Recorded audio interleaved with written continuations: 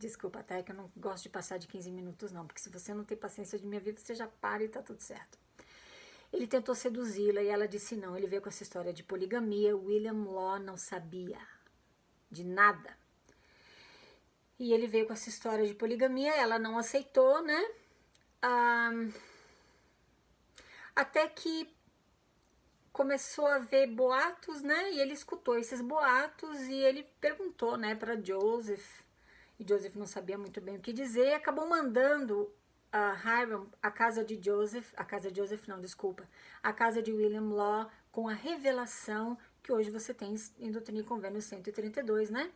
A revelação sobre a poligamia. E William Law viu aquilo e falou, mas não pode ser. Eu vou lá tirar essa história limpa. E falou para Jane, para a esposa dele, eu vou lá conversar com ele, porque eu tenho certeza que ele vai mudar de ideia, porque isso é um absurdo. E ele foi conversar com... E a Jane falou pra ele, se eu fosse você, eu não perderia meu tempo. Alguma coisa nesses termos, tá? E ele foi, todo cheio de confiança, né? Chegou lá e conversou com Joseph. E Joseph falou, não, é isso mesmo. É uma lei do Senhor. Nós temos que praticar a poligamia, porque sem a poligamia, presta atenção, essa é a doutrina do profeta da restauração. Sem a poligamia, ninguém vai entrar no reino celestial de Deus. A doutrina Mormon ainda está lá em Doutrina e Convênio 132. Porém, William Law mostrou para Joseph uma outra seção que estava em Doutrina e Convênio e falou, tá, e com relação a essa, como é que fala? Essa revelação aqui, onde dizia que um homem e uma mulher constituem o casamento, alguma coisa assim, tá? Constituem o casamento instituído por Deus entre um homem e uma mulher. Contradição, né? Aí a resposta de Joseph foi a seguinte, não, meu amigo, você não tá entendendo. Primeiro isso aí foi no comecinho da igreja, as pessoas precisavam receber o leite primeiro, agora elas estão preparadas para receber a carne. Então agora elas podem viver uma lei maior, que é a lei da poligamia. Só um parêntese aqui, Joseph deu um jeito, eu não sei se foi Joseph ou algum outro profeta depois dele, tá? Eles tiraram de Doutrina e Convênios aquela seção, aquela revelação, né? Que defendia a monogamia. Comunidade de Cristo, sabendo de toda essa confusão que aconteceu, manteve aquela seção na sua Doutrina e Convênios e descartou a seção 132, porque conhece como foi a história que Joseph simplesmente jogou aquelas palavras para William Clayton escrever no momento em que ele e Hiram estavam discutindo essa doutrina como forma de convencer Emma a aceitar. Pois é. Então tá, tudo bem. Então, não deu certo a conversa entre os dois. William Law ficou extremamente aborrecido. Ele voltou para casa e falou para Jane, não tem jeito. Ele é um profeta decaído. Ele não está recebendo revelações de Deus porque isso não vem de Deus. Ele não aceitou o meu pedido, né, de remover, de parar com essa prática. E Jane falou para o esposo dela, William, falou, era exatamente isso que eu esperava dele, eu não esperava nada mais. Ela falou, quer saber de uma coisa? É melhor você vender as propriedades, porque veja bem, agora o William Law, ele estava investindo em bens imóveis em Nauvoo, tá? Juntamente com Robert Foster, que era outro médico também muito bem sucedido, presta atenção. E ela falou para William, Jane, né? Falou para William, é melhor a gente vender as nossas propriedades aqui, vamos embora daqui, vamos deixar esse negócio de lado porque não vai dar certo. William Love falou o seguinte, não, eu não vou a lugar nenhum, eu vou ficar aqui e vou lutar contra isso, porque isso é um absurdo. Tudo bem. Ele meio que declarou guerra a Joseph. Ele falou, não, eu não vou permitir isso, eu não vou admitir isso. E ele criou uma igreja. Bom, antes de ele criar uma igreja, ele acabou sendo excomungado, tá? Ele, Robert Foster, olha o que aconteceu com Robert Foster, esse médico bem sucedido. A esposa dele, um dia ele chegou em casa e a esposa dele estava jantando com o presidente Joseph Smith, na casa dele, na casa de Robert Foster, né? E ele chega lá e pega o profeta conversando, jantando e conversando de uma forma muito íntima com a esposa dele. Ele ficou louco. Joseph percebeu o clima, saiu de mansinho logo em seguida. Quando ele saiu, Robert Foster, que tinha um temperamento bastante explosivo, ele pegou uma arma e falou para ela: você vai me contar exatamente o que estava acontecendo aqui. Eu quero saber. E ela não queria falar porque ela não queria piorar as coisas. Ela tinha medo que o marido dela fizesse uma loucura, né? Tá vendo como as coisas foram acumulando? Presta atenção, tá? Então ele pegou uma outra arma e deu na mão dela e falou assim: se você não me contar o que aconteceu aqui, ou eu ou você vai ter que atirar. Quando ele falou isso, ela desmaiou. Ela desmaiou. Quando ela acordou, né, se recuperou, aí o marido dela estava mais calmo, ela contou para ele, ela falou: realmente ele estava me contando sobre a doutrina da poligamia e estava tentando me seduzir para me tornar uma esposa dele também.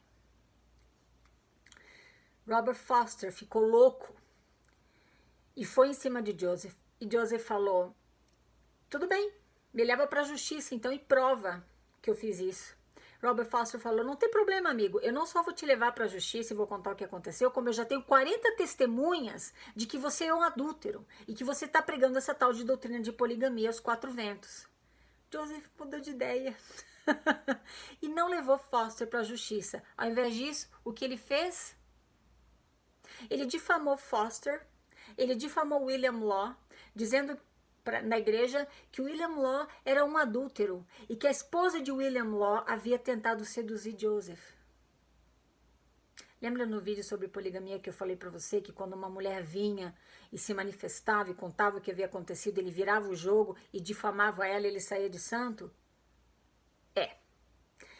Então ele deu um jeito de difamar os dois e ele excomungou os dois da igreja, até porque já estava acontecendo um desconforto, além desse problema da poligamia, como William Law e Robert Foster estavam trabalhando juntos, investindo em bens imóveis em Nauvoo. Joseph não queria ficar por baixo, eles estavam começando a ter conflitos, então ele estava querendo mesmo que declarar guerra a Foster e a Law, tá bom? Tudo bem. Francis Higby.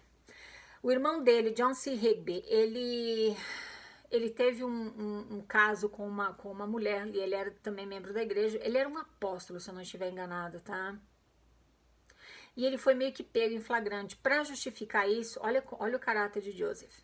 Para justificar isso, ele falou: não, ele estava praticando a poligamia porque o profeta havia dito que ele podia ter relação com outras mulheres desde que ninguém ficasse sabendo.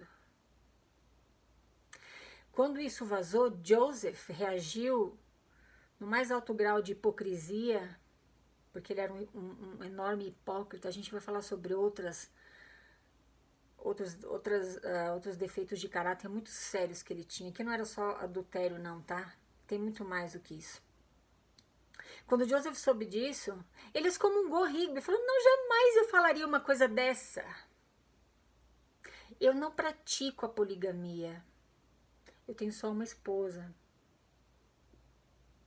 Ele já tinha mais de 30 nessa época, tá? Ele negou. E ele excomungou os irmãos Higbys, John C. Higby e Francis Higby. Francis Higby acabou se aliando a Robert e a William Law, porque eles não podiam acreditar no que esse homem estava fazendo. E os santos fiéis acreditavam nele.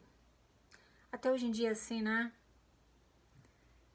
Pessoas como eu vêm aqui, falam a verdade, recebem pedras, né? E flechas. E os 15 ficam lá, né? De santos e donos da verdade. Então isso tem sido desde o começo da história da igreja, né? Isso não é novidade, não. Tudo bem. Charlotte Haven, já falei para vocês sobre ela várias vezes, porque o diário dela está acessível aos historiadores. Ela escreve no diário que ela lembra de conhecer pelo menos um missionário que saiu, porque naquela época era diferente, tá? Não era como hoje, não iam aos 18, 19 anos de idade, eles já eram casados, já eram homens de família, eles iam sozinhos em missão pelos Estados Unidos e também na Europa, tá? Ela disse que se lembra de um missionário que voltou da missão, ele era casado, ele voltou da missão com mais uma esposa e um filho. A esposa dele, que estava em casa, cuidando dos filhos e da casa sozinha, enquanto ele servia uma missão na Europa, teve que aceitar e fazer bem-vinda a nova esposa do marido dela, com mais um filho. Então tá. Isso deixava as pessoas abismadas, porque Joseph continuava negando a poligamia, negando que praticava poligamia, inclusive Emma não sabia de nada. Presta atenção. Quando John C. Bennett começou, lembra que eu falei de John C. Bennett, que havia sido conselheiro na primeira presidência, e ele saiu da igreja porque ele não estava concordando com aqueles absurdos que Joseph estava fazendo. Quando ele começou a falar aquelas coisas, né, a divulgar, e o bicho começou a pegar pro lado de Joseph, eles tiveram uma ideia. Emma Smith falou assim, vamos fazer o seguinte, vamos organizar aqui um comitê de mulheres, nós vamos escrever cartas declarando que a poligamia não existe, que nós mormons não praticamos a poligamia.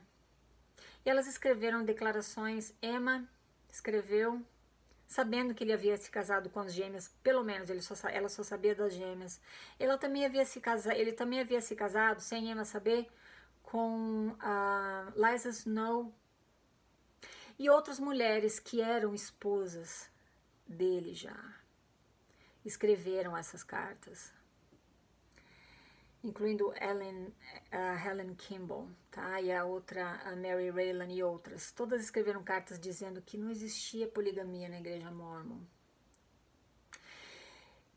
Eles então resolveram ir mais a fundo porque o público meio que engoliu aquela história e pensou, então isso é só boato. Que nem as coisas que eu falo aqui, você fala, isso aí tá louca, né? Só falando bobagem, é boato, não é nada disso, né? Então isso já estava acontecendo na igreja, lá no século XIX, né? Então, eles falaram, vamos tornar isso melhor ainda para causar um impacto maior na sociedade. Vamos começar a fazer caridades, ajudar a viúva, o pobre, o necessitado, né? E Emma tinha mesmo essa natureza de caridade. E eles resolveram nomear esse comitê de mulheres Vozes da Inocência. Esse nome evoluiu. Hoje em dia você conhece esse comitê como Sociedade de Socorro. Essa foi a raiz. Foi por esse motivo, a poligamia é responsável pela criação da Sociedade de Socorro. As mulheres fiéis da igreja que apoiavam o profeta estavam dispostas a qualquer coisa para salvar a pele dele e para preservar a imagem dele que não existia, mas que eles precisavam que o público acreditasse. A origem da Sociedade de Socorro está aí. Cobrir a poligamia, as pessoas estavam muito indignadas, havia também boatos que foram confirmados em 1888, posteriormente em 1905 também houve 2 declarações dizendo que muitas jovens, adolescentes, de repente diziam para a família que precisavam viajar. Elas viajavam para uma cidade vizinha, voltavam 1 ou 2 anos depois com semblante decaído, esquisito. Em 1905, três filhos de Joseph Smith foram reconhecidos como filhos de Joseph Smith. Então, existia aquele boato de que ele engravidava as meninas, as esposas dele, né, esposas plurais, para que a comunidade não visse. Elas viajavam para uma outra cidade, tinha uma criança lá, deixavam com alguém e voltavam. Se não na próxima semana, na outra, eu gostaria de contar para vocês momentos que antecederam o assassinato dele. Tá bom? Processa. É muita informação, é muita verdade que eles não contam para você e que dependendo do teu grau de conversão, você não vai acreditar. Alex Beam, American Crucifixion. Vai estar na descrição do vídeo se você quiser conferir. Muito obrigada por me escutar. Falamos na próxima. Tchau, tchau.